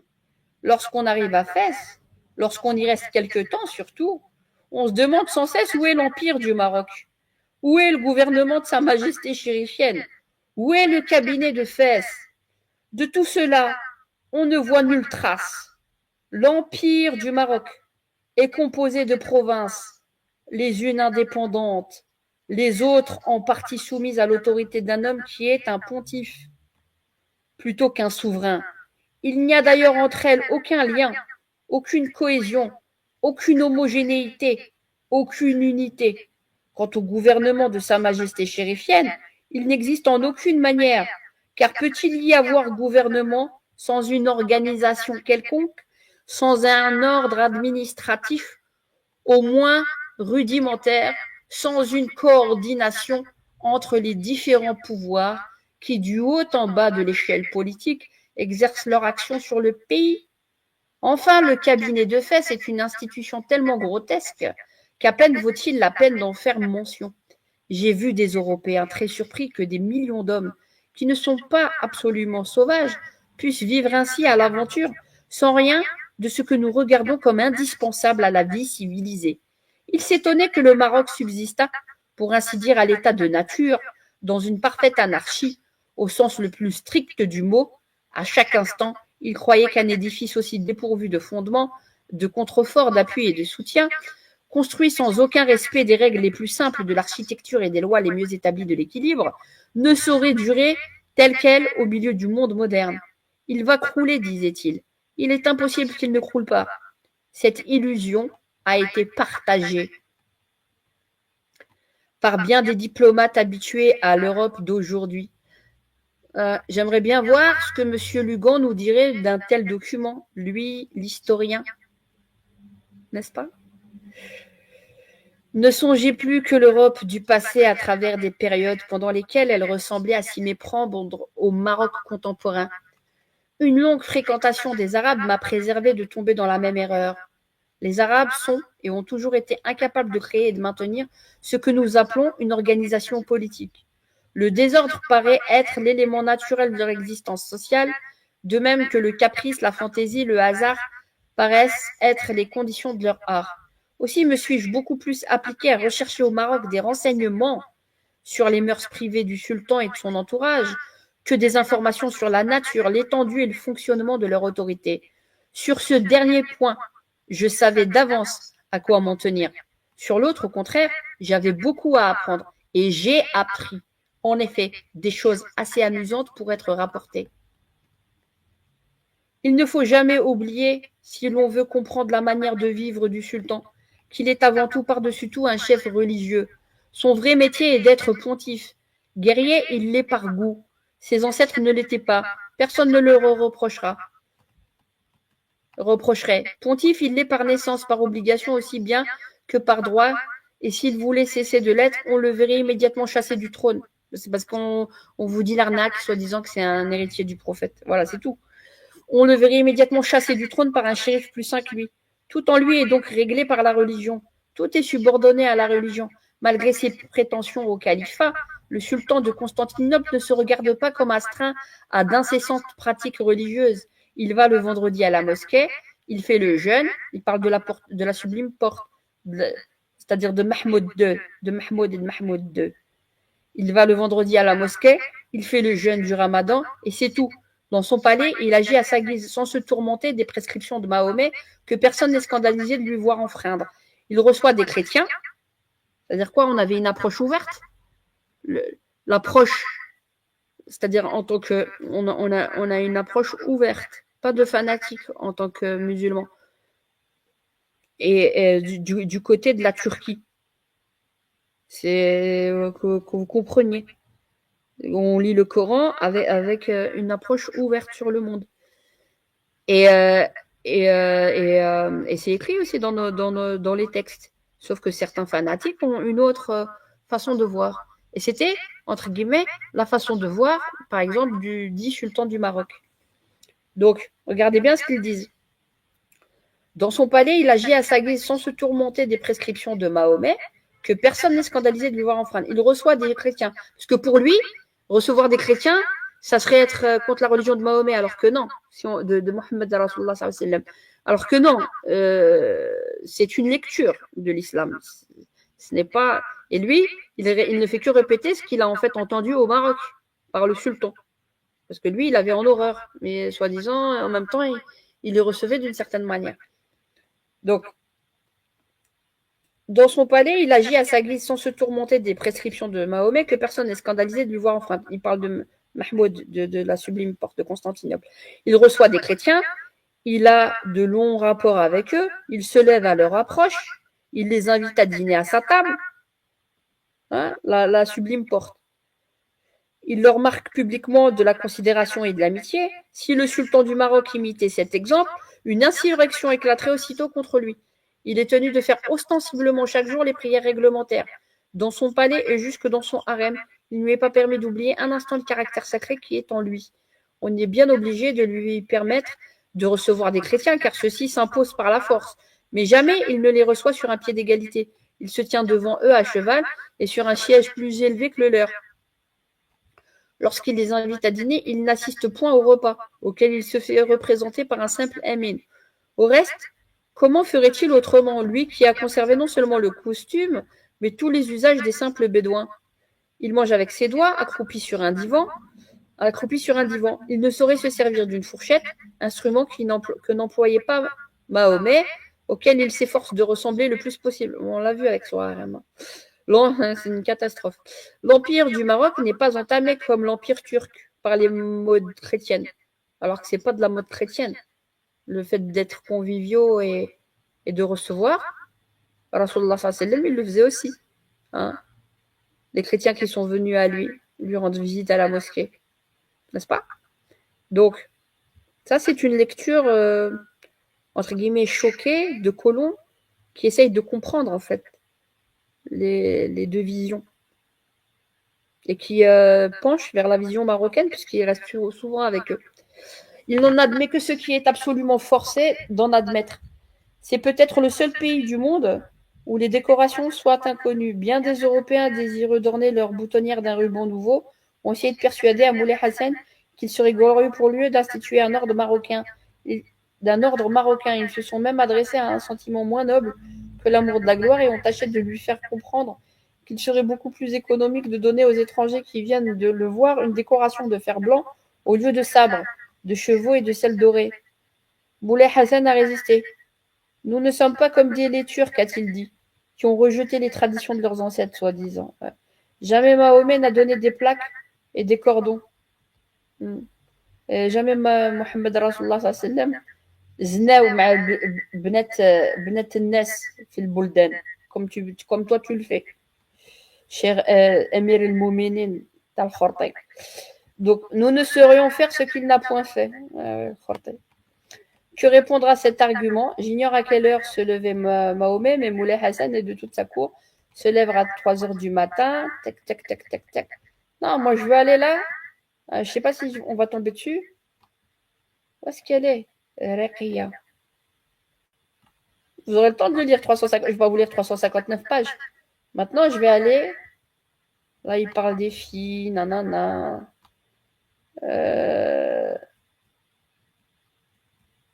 Ah, ça j'avais déjà lu. J'étais déjà passé par là. Je sais pas si c'était pas 250, c'était la page 250. Que je me souvienne bien, peut-être je me trompe.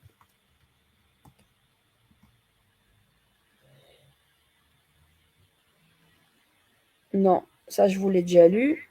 Mon Dieu, il faut que je le retrouve, le passage.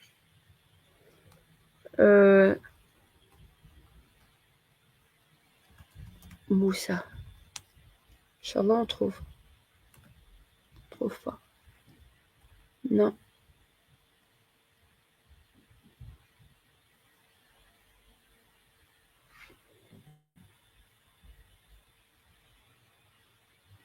Alors. RB. Je crois que c'est au début.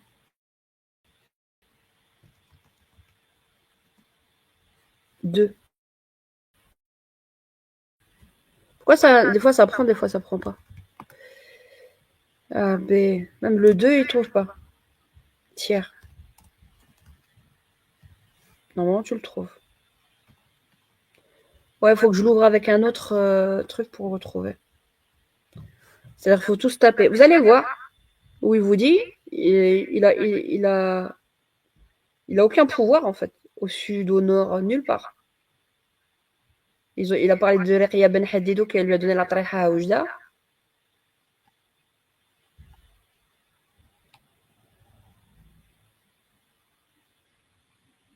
Attendez, là je pars. Aussi, le sultan préfère-t-il de beaucoup ces deux autres capitales, Maroc et Meknès? C'était quoi? C'était des capitales, c'est des villes. Hein.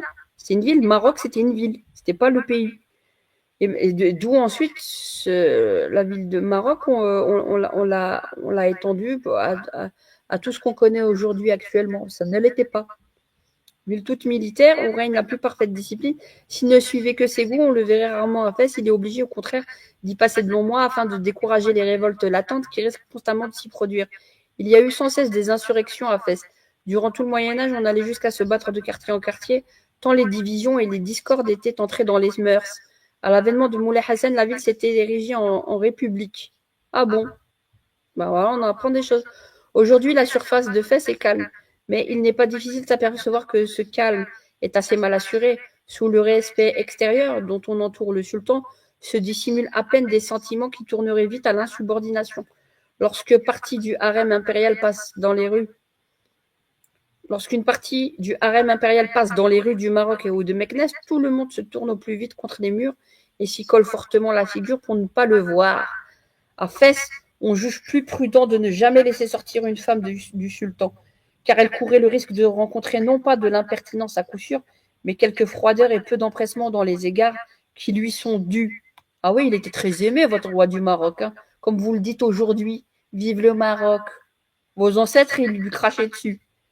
C'est parce qu'ils n'ont pas eu le choix quand ils se sont fait bastonner par sa garde qui a été formée par les Français et les Anglais et qui l'ont soutenu en fait à mieux se structurer pour vous massacrer. C'est ça que vous n'avez pas compris. Votre protectorat soi-disant qui est parti, c'est du khorté, c'est juste de la visibilité au temps des insurrections et des indépendances des anciens pays colonisés qui étaient en train de se faire. Et c'est juste pour étouffer le poussin dans l'œuf dans le poussin, le poussin dans l'œuf. Vous comprenez?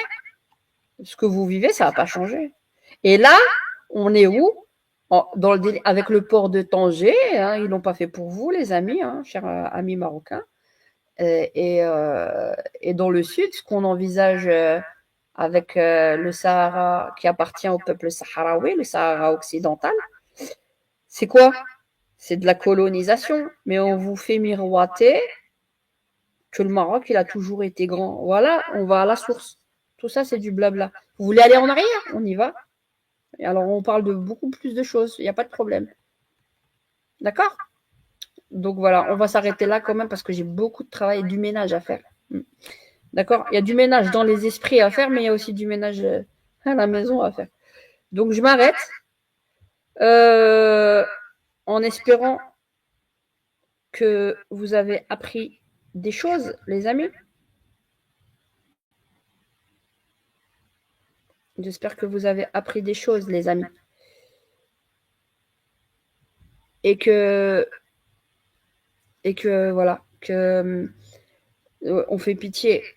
On fait pitié si vous voulez. Je vais vous montrer où est-ce que je l'ai mis. Ouais, Bernard Lugo. Ce que je disais sur Bernard Lugo. Vous allez voir. On sache de qui on parle, quoi, je veux dire. C'est les conneries. Hein. Arrêtez les blabla, blabla, blabla. Ouais, mais c'est pitoyable, c'est là.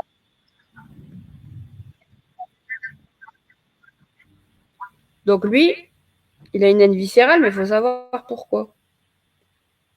Donc, sa famille. Bon, j'ai été longue. Je ferai une suite. J'ai dit que c'était la partie 2 sur 3. Aujourd'hui, on va s'arrêter.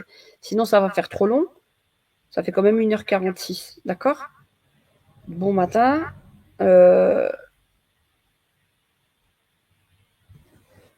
En espérant que cela vous a instruit, n'est-ce pas? Vous qui nous regardez d'un mauvais œil.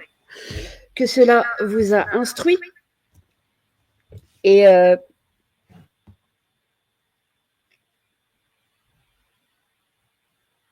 comprendre ce qui se joue réellement. Chez vous, là.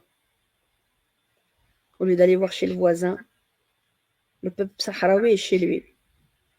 Ils n'étaient même pas chez eux. Comment dire? Le roi du Maroc, il n'a jamais été chez lui, déjà dans le royaume de Tazarwelt. C'est parce qu'en 1881, ils se sont fait massacrer dans le sud avec l'armée coloniale française. Vous avez compris, là, on est arrivé, on touche du doigt le cœur des choses, mais avec des écrits, pas du baratin. Gabriel Charmes.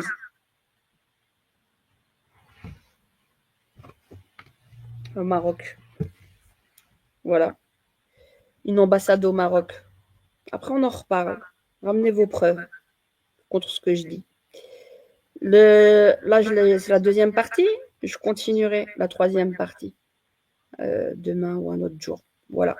On s'arrête. Bonne journée et bonne méditation, chers amis marocains.